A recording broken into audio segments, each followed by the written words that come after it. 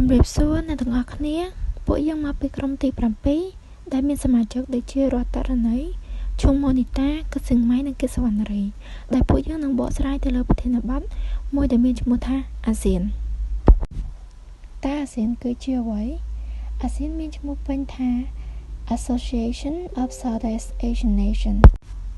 អាស៊ានត្រូវបានបង្កើតជាផ្លូវការនៅថ្ងៃទី8សីហាឆ្នាំ1967នាទីក្រុងបាងកកប្រទេសថៃអាស៊ានត្រូវបានបង្កើតឡើងដំបូងដោយមានប្រទេស5ជាសមាជិកដែលមានប្រទេសដូចជាប្រទេសឥណ្ឌូនេស៊ីប្រទេសម៉ាឡេស៊ីប្រទេសហ្វីលីពីនប្រទេសសហបូរីនិងប្រទេសថៃនៅក្នុងថ្ងៃតែមួយគឺថ្ងៃទី8សីហាឆ្នាំ1967បន្ទាប់មកក៏មានប្រទេសដែលចូលជាសមាជិកជាបន្តបន្ទាប់ដូចជាប្រទេសប្រ៊ុយណេចូលជាសមាជិកនៅថ្ងៃទី7ខែមករាឆ្នាំ1984ប្រទេសវៀតណាមចូលជាសមាជិកនៅថ្ងៃទី28សីហាខែកក្កដាឆ្នាំ1995ប្រទេសឡាវចូលជាសមាជិកអាស៊ាននៅថ្ងៃទី23ខែកក្កដាឆ្នាំ1997ប្រទេសមីយ៉ាន់ម៉ាចូលជាសមាជិកអាស៊ាននៅថ្ងៃទី23ខែកក្កដាឆ្នាំ1997ដូចគ្នារីឯប្រទេសកម្ពុជាចូលជាសមាជិកអាស៊ាននៅថ្ងៃទី30ខែមេសាឆ្នាំ1999រីឯប្រទេសដែលចូលជាសមាជិកអាស៊ានចុងក្រោយគេគឺប្រទេសទីម៉័រដែលចូលជាសមាជិកអាស៊ាននៅថ្ងៃទី26ខែតុលា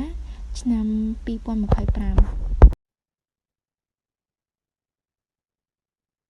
បន្ទាប់ពីបានស្គាល់ពីប្រវត្តិសាស្ត្ររបស់អាស៊ានរួចហើយឥឡូវនេះខ្ញុំនឹងបង្ហាញពី Vision និង Mission របស់អាស៊ានជាដំបូង Vision ឬចក្ខុវិស័យគឺជាគោលដៅរយៈពេលវែងដែលអង្គការចង់សម្រេចនៅពេលអនាគតចក្ខុវិស័យរបស់អាស៊ានត្រូវបានសង្ខេបដោយពាក្យថា One Vision One Identity One Community ដែលមានន័យថាចក្ខុវិស័យតែមួយអត្តសញ្ញាណតែមួយនិងសហគមន៍តែមួយចក្ខុវិស័យមានគោលបំណងកសាងតំបន់អាស៊ីអាគ្នេយ៍ដែលមានសន្តិភាពស្ថិរភាពនិងវិបលភាពដើម្បីឲ្យប្រទេសសមាជិកទាំងអស់អាចរស់នៅនិងអភិវឌ្ឍជាមួយគ្នាទើបពីនេះអាស៊ានចង់លើកកម្ពស់គុណភាពជីវិតរបស់ប្រជាជនតាមរយៈអភិវឌ្ឍសេដ្ឋកិច្ចការអប់រំសុខាភិបាលនិងបរិស្ថានប្រកបដោយចីរភាពនិយាយសាមញ្ញ Vision គឺជារូបភាពដែលអាស៊ានចង់ឲ្យខ្លាយនាពេលអនាគតបន្ទាប់មកគឺ Mission ឬបេសកកម្មគឺជាសកម្មភាពនិងវិធីសាស្ត្រដែលអាស៊ានអនុវត្តដើម្បីសម្រេចចក្ខុវិស័យរបស់ខ្លួនទី1អាស៊ានផ្ដោតលើការរក្សាសន្តិភាពនិងសន្តិសុខក្នុងតំបន់ដោយជំរុញការសន្ទនានិងកិច្ចសហប្រតិបត្តិការរវាងប្រទេសជាសមាជិកទី2អាស៊ានជំរុញកំណើនសេដ្ឋកិច្ចតាមរយៈលើកកម្ពស់ពាណិជ្ជកម្មការវិនិយោគនិងការបង្កើតទីផ្សាររួមដើម្បីឲ្យសេដ្ឋកិច្ចក្នុងតំបន់កាន់តែរីកចម្រើនទី3អាស៊ានក៏យកចិត្តទុកដាក់លើការអភិវឌ្ឍធនធានមនុស្សដោយលើកកម្ពស់ការអប់រំការបណ្ដុះបណ្ដាលនិងការផ្លាស់ប្ដូរចំណេះដឹងរវាងប្រទេសជាសមាជិកចុងក្រោយអាស៊ានក៏សហការគ្នាដើម្បីដោះស្រាយបញ្ហារួមដូចជាការប្រែប្រួលអាកាសធាតុការការពារបរិស្ថានការគ្រប់គ្រងគ្រោះមហន្តរាយនិងបញ្ហាសុខភាពសាធារណៈសរុបមក Vision គឺជាគោលដៅដែលអាស៊ានចង់សម្រេចនាពេលអនាគតខណៈដែល Mission ជាផែនការនិងសកម្មភាពដែលអាស៊ានអនុវត្តជារៀងរាល់ថ្ងៃដើម្បីឈានទៅសម្រេចគោលដៅនោះ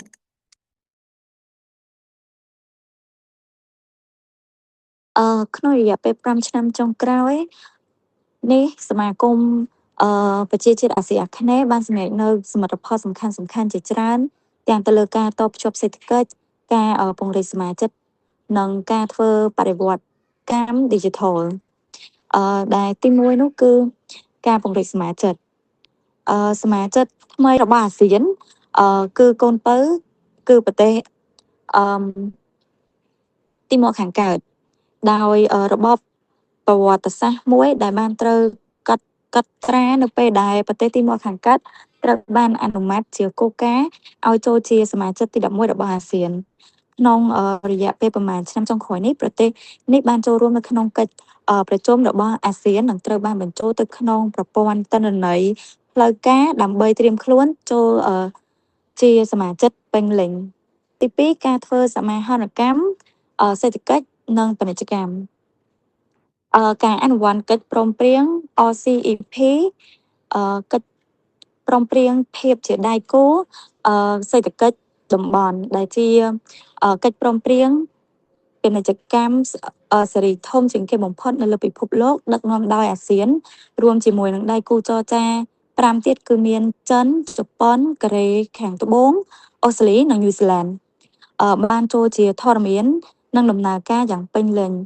វាបានជួយជំរុញឲ្យខ្សែចង្វាក់ផ្គត់ផ្គង់នៅក្នុងតំបន់ឡើងវិញក្រោយមានជំងឺរាតត្បាតនិងការកាត់បន្ថយរបាំងពាណិជ្ជកម្មចំណុចបន្ទាប់គឺ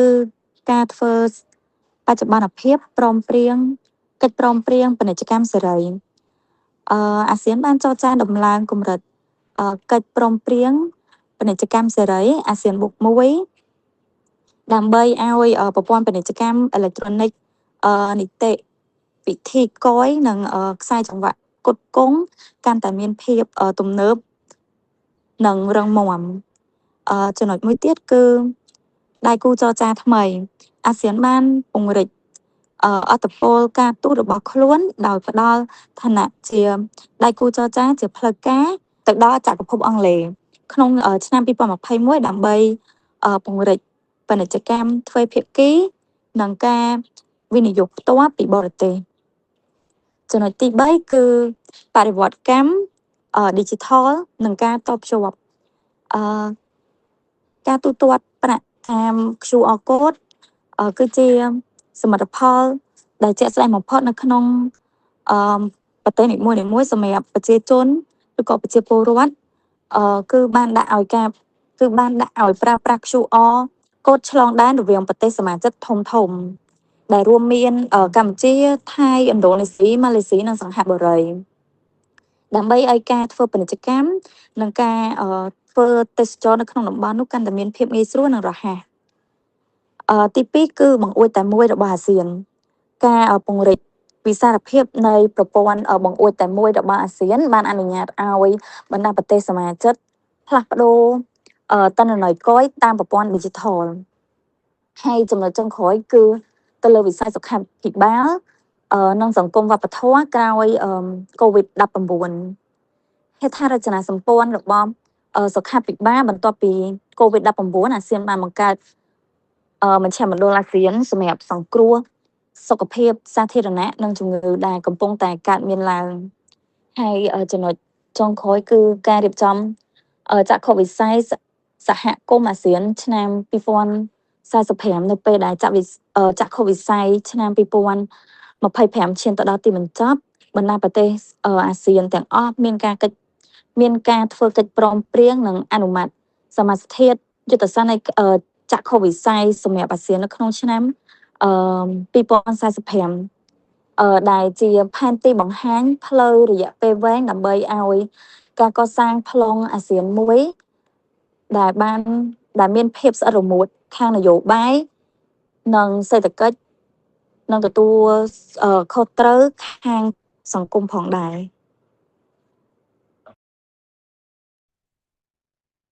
បច្ចុប្បន្នអាស៊ានកំពុងប្រឈមមុខនឹងបញ្ហាសំខាន់ៗជាច្រើនដែលប៉ះពាល់ទៅដល់សន្តិភាពសន្តិសុខហើយនិងការអភិវឌ្ឍរបស់ប្រទេសនៅក្នុងតំបន់ទីមួយនោះគឺអស្ថិរភាពនយោបាយនិងវិបត្តិនៅប្រទេសមីយ៉ាន់ម៉ាដែលជាវិបត្តិនយោបាយនិងចំនួនបញ្ហានេះបានធ្វើឲ្យ